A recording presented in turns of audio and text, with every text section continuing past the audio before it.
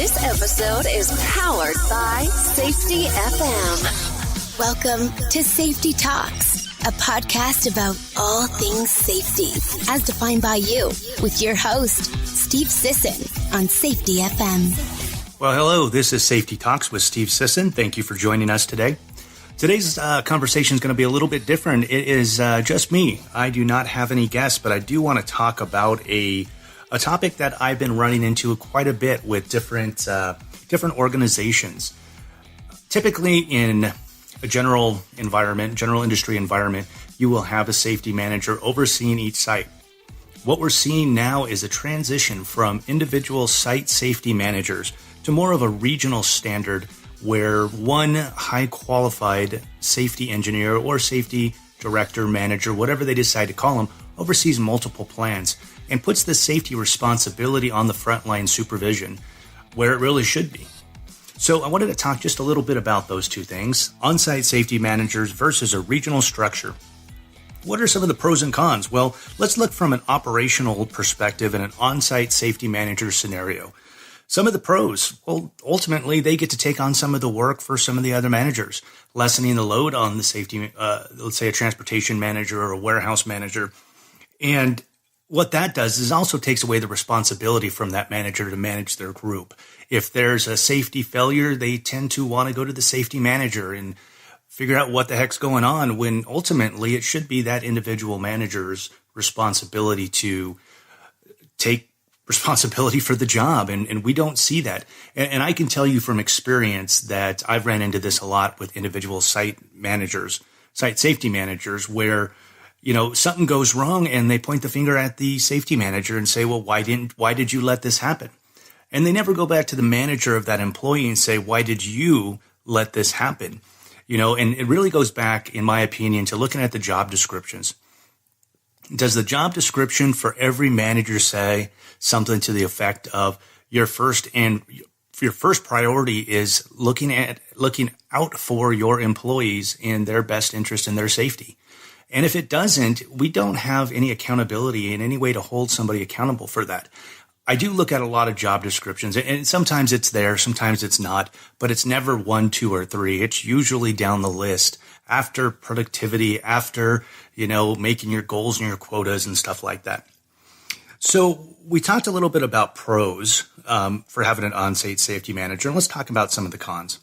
Well, it pushes responsibility to the safety manager. And it makes it hard to hold people accountable. We kind of just talked about that. And then again, back to that job description, it's really making sure it's in the job description of that individual. So be it a transportation manager, a warehouse manager, a vice president of ops, or even a president of an operating center, or whatever you call your industry, if it's a warehousing operation or if it's a food manufacturing. So some of the cons are it really puts the onus on the safety manager and not the individual manager. Well, let's look from a regional perspective. What are some of the pros and cons doing that? Well, in my opinion, one of the best things you can do is typically when you're doing a regional capacity, you have more funds to work with in wages and bonuses and perks, whatever that may be in your industry. And you can get a higher qualified or higher quality professional to take that role. Somebody who's got more experience, somebody who may have certifications in your industry that are specific and is hard to get. Somebody who really understands what safety is from the different theories. Could be it, the HOP method, be it the behavioral-based safety method, whatever you guys use in your industry. You can get a higher quality one to manage multiple sites. And typically when you get a higher quality manager or director, they're better at influencing and mentoring and teaching the local management teams how to handle situations. And they're there as a reference and an individual professional when it comes to your industry, if it's OSHA, EPA, DOT, MSHA, any of those things. Usually a higher quality safety individual themselves have the ability to see beyond single sites, especially in a regional capacity. They get to see what's going on in multiple sites. They get to see, how site 1 is doing something versus site 2. And maybe they can take, good practices or best practices from site 1 and apply it to site 2 or vice versa to see how it helps each one of them, and maybe they can get a better safety record and keep their employees safe. Some of the cons on this particular model, I would say, is sometimes the regional person gets stretched too thin. I've seen operations where a regional capacity, they would have 15 to 20 operating centers under them. And that's just way too much. The span of control is completely lost. You just can't have one individual doing that. I think usually if you keep with the standard span of control between 3 and 5, that's really the sweet spot. Probably 3 if your industry can afford it. Some of the cons, again, they may take responsibility for some poor performers in the field. So if you have a safety manager, let me rephrase that. If you have a transportation manager that's not holding their people accountable and their safety record is struggling because of it, they may be taking the blame for that poor manager who's not doing his job on the safety side. So it's one of those things that it's kind of a double-edged sword. Sometimes you're stepping away from the responsibility, and sometimes the responsibility is pushed to you. And again, with the accountability piece, they need to make sure that the senior leadership is holding the managers accountable for their poor performers, and help mentor them and help drive them in the right direction, or in some cases drive them out of the operation, or maybe not even out. Maybe they are just not in the right position. They're a great employee. They are a great manager. But maybe that role that they're currently serving is not where they need to be. So that is my safety talk for today.